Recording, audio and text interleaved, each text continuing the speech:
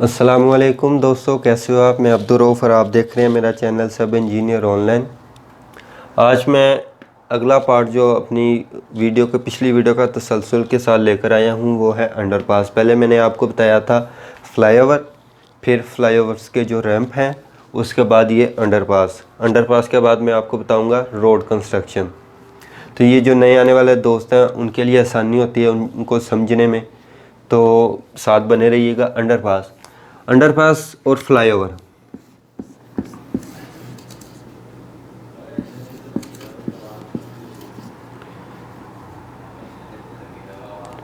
Flyover ये same structure होता है, ये भी गुज़रने के लिए इस्तेमाल होता है, वो भी गुज़रने के लिए इस्तेमाल होता है, लेकिन इनमें फ़र्क क्या है। फ्लाईओवर नाम से जैसे ज़ाहिर है ऊपर से गुज़रने के लिए, अंडरपास नीचे से गुज़रने के लिए। तो ये ज़रूरत की मुनासबत से और जो प्रोजेक्ट की कोस्ट है उसके हिसाब से और जो वो इलाका है उसके हिसाब से डिपेंड करता है डिज़ाइनर पे कि वो क्या डिज़ाइन करता है।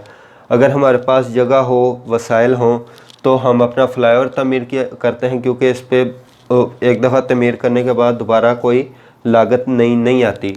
जबकि अंडरपास है, इस पे जो तमीरी लागत स्टार्ट में कम आती है, लेकिन इसकी जो मेंटेनेंस है उस पर लागत ज़्यादा आती है, लेकिन वो इतनी ज़्यादा नहीं होती।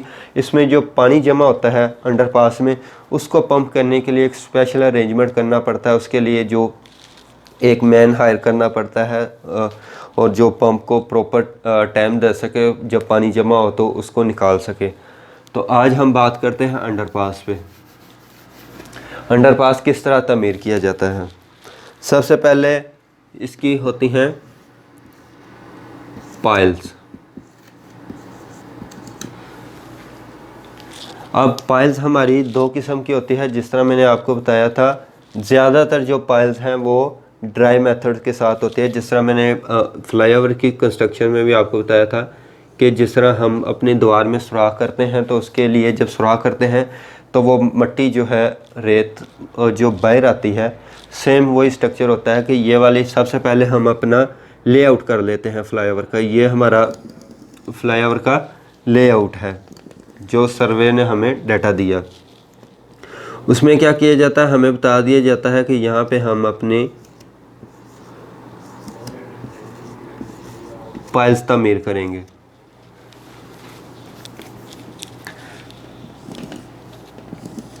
सेम इसी तरह इस साइड पे भी।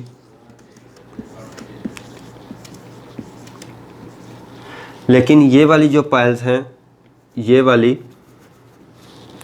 जहाँ से हमने अपनी रोड को टर्न करना होता है, ये बड़े साइज़ की होती हैं आम की निस्बत, क्योंकि यहाँ पे हमने अपने ऊपर स्लैब डालनी होती है, तो उसके लिए हमने अपनी ट्रैफिक को टर्न भी देना होता है, तो क्रॉसिंग देनी होती है, इसलिए ये पाइल्स ज़्यादा मजबूत बनाई जाती हैं। अब ये पाइल्स किस तरह होती है, सबसे पहले हम अपना लेआउट कर लेते हैं। लेआउट करने के लिए क्या होता है कि हम अपने एक गाइड बीम तमीर कर लेते हैं, जिसकी हाइट इस तरह, ये हमारी रोड होती है। ग्राउंड लेवल जिस तरह होता है, ग्राउंड लेवल में हम अपना तकरीबन 0.6 वाइड या जितनी हमारी पाइल की चौड़ाई है उतनी, अगर 0.6 वाइड है तो हम 0.8 का बीम बना लेते हैं और इसकी डेप्थ 1 मीटर कर लेते हैं। 1 मीटर करने के बाद इसको अगर हम ऊपर से देखें तो गाइड बीम इस तरह नज़र आता है। मतलब ये साइड पे इसके कंक्रीट होती है, दरमियान में होलो होता है। ये होलो किस लिए होता है, ताकि हमें मालूम हो कि हमने अपनी जो पाइल है उसकी जो अलाइनमेंट क्या है। ये बाद में रिमूव कर दिया जाता है। उसके बाद जो हमारे सुपरवाइज़र होते हैं, ये वाली पाइल्स आम तौर पर सारी की सारी आरसीसी की भी होती हैं, और कुछ जो डिज़ाइन के मुताबिक ये पीसीसी और आरसीसी होती है। इसमें क्या होता है कि एक पाइल में आरसीसी दे दी जाती है, यानी कि फ्रेम दे दिया जाता है, स्टील केज लोवरिंग दे दी जाती है, और दूसरी पाइल जो है पीसीसी दे दी जाती है। तो वो किस तरह होती है कि ये एक पाइल हमारी आरसीसी की होगी, दूसरी पाइल जो है पीसीसी की होगी, तीसरी पाइल जो फिर आरसीसी की होगी। तो आरसीसी जो है वो मिट्टी को रिटेन करती है, मतलब मजबूती के साथ, और ये जो दरमियान में पीसीसी होती है ये भी मिट्टी को रिटेन करती है। तो ये एक दूसरे के साथ एक दूसरे को मजबूती दे देती हैं। और उनकी शेप किस तरह होती है कि ये हमारी पायल है, दूसरी पायल भी, पहले हम अपनी तमीर कर लेते हैं आरसीसी वाल, आरसीसी पायल सॉरी, आरसीसी पायल जब हम अपनी कर लेते हैं, इसमें कैच लेवरिंग कर देते हैं जब, क्योंकि स्टील की तो अपनी शेप होती है तो इसको प्रॉपर शेप के साथ तमीर किया जाता है। जब ये हो जाती है उसके बाद ये जो सुराख किया होता है इसमें सिर्फ पीसीसी फिल कर देते हैं, तो वो अपनी शेप के हिसाब से एडजस्ट हो जाती है। तो मैं आपको बता रहा था कि ये बीम तमीर किया जाता है, इसके दरमियान में जो प्रॉपर 1 मीटर डेप्थ में क्रेन जाती है, उसकी फिलिंग करती, एक्सकवेशन करती है, मिट्टी की बाहर फेंकती है। इस तरह जो है ना प्रॉपर स्ट्रक्चर चलता रहता है। जब हमारी ये वाली एक्सकवेशन हो जाती है, एक पायल तैयार हो जाती है, सबसे पहले हम अपनी आरसीसी की तैयार करते हैं, क्योंकि उनमें गलती की गुंजाइश नहीं होती। इसमें उसके साथ अगली, उसके बाद अगली, ये सारी हम अपनी पायल्स तैयार कर लेते हैं। पायल्स तैयार कर लेने के बाद हम एक्सकवेशन शुरू करते हैं। इधर से एक्सकवेशन करना शुरू करते हैं, क्योंकि ये हमारे रैंप है, जैसा मैंने आपको बताया था कि रिटेनिंग वाल की तरह जो रैंप तैयार होते हैं दोनों तरफ।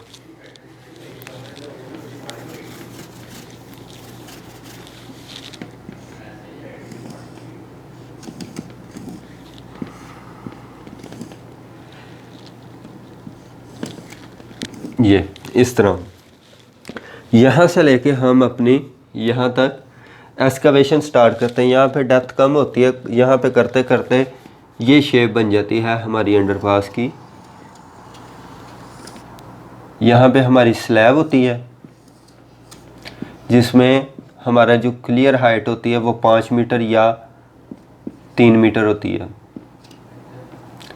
5 मीटर या 3 मीटर, 5 मीटर अब आमतौर पे रखी जाती है ताकि हमारे जो हैवी स्ट्रक्चर है, हमारी जो बसें और ट्राले वगैरह हैं वो भी इसके अंदर से गुजर सकें।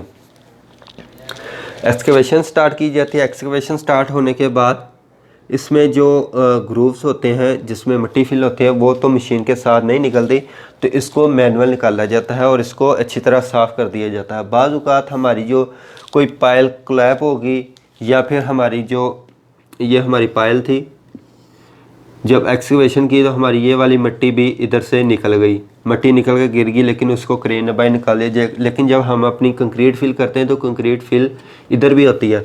जब इसको निकाला जाता है तो हमारी इधर जो बाज़ दफ़ा कुछ पायल्स में हमारी कंक्रीट ज़ायद हो जाती है, उसको सबसे पहले तोड़ा जाता है। तोड़ने के बाद इसकी अच्छी तरह सफाई की जाती है।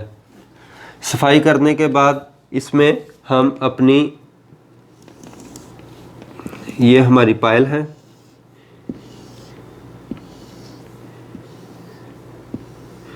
इसके ऊपर हम अपनी मैश लगाते हैं। इस जो हमारा ये वाला जो ग्रूव होता है, इस ग्रूव में हम अपनी स्टील की मैश लगाते हैं। बाज़ दफ़ा पूरे के पूरे फ्रेम में हम अपनी स्टील की मैश लगाते हैं। मैश लगाने के बाद हम इसमें शूट क्रिएट करते हैं। शूट क्रिएट क्या होता है? सेम जिस तरह हम अपनी मशीन के साथ कंक्रीट नीचे पोर करते हैं, उसी तरह कंक्रीट जो है थोड़ी गाढ़ी करके वो इधर प्रेशर के साथ मारी जाती है, जिस तरह हम अपनी गाड़ियों को धोने के लिए पानी का इस्तेमाल करते हैं। तो वो जो कंक्रीट है वो जहाँ जहाँ लगती है वहाँ पे वो फ्लश हो जाती है। इसके साथ फ्लश हो जाने के बाद इसको हमवार किया जाता है। हमवार करने के बाद इसके ऊपर जो है जो कमी बेशी थोड़ी रह जाए उसको जो हैवी मसाले के साथ जो है फिल कर दिया जाता है। फिल करने के बाद इसके ऊपर हम अपना टेक्सचर कर देते हैं जो कि फिनिशिंग में आपको नज़र आता है।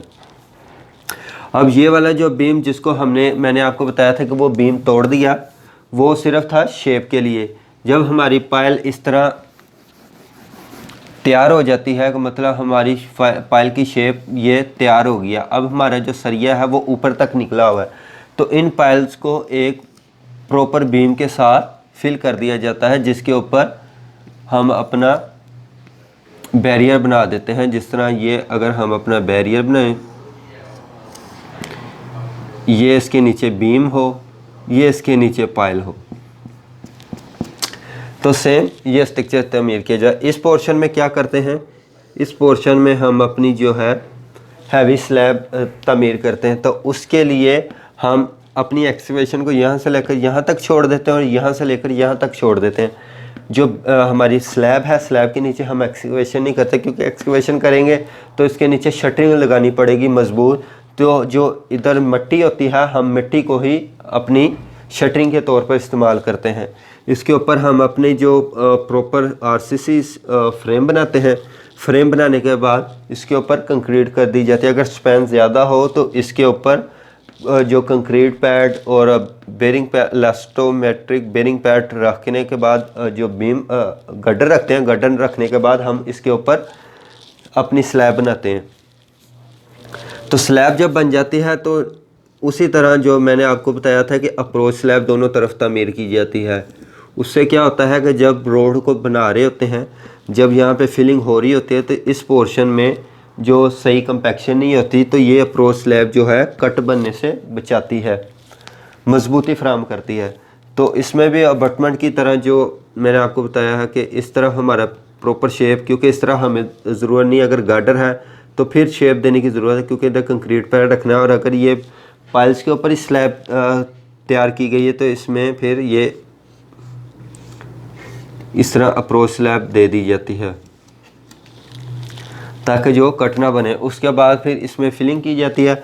और ये जो दरमियान में रैंप है, इसका सब ग्रेड तामीर किया जाता है कि एक्सकवेशन करने के बाद जो हमारी सरफेस नज़र आती है मिट्टी की, उसको अच्छी तरह कंपैक्ट किया जाता है। कंपैक्ट करने के बाद उस पर फिर उसी तरह सब base, water bound, asphalt base course, asphalt wearing course की लेयर की जाती है। उसके बाद जब एक्सकवेशन हमारी यहाँ पे हो जाती है तो साथ ही हम अपनी जो रिटेनिंग वाल्स हैं वो भी तामीर कर देते हैं। लेकिन इनकी जो हाइट है फ्लाईओवर की, जो रिटेनिंग वाल की हाइट की तरह इतनी बड़ी नहीं होती, लेकिन शेप सेम वही होती है, सेम प्रोफाइल चलती है।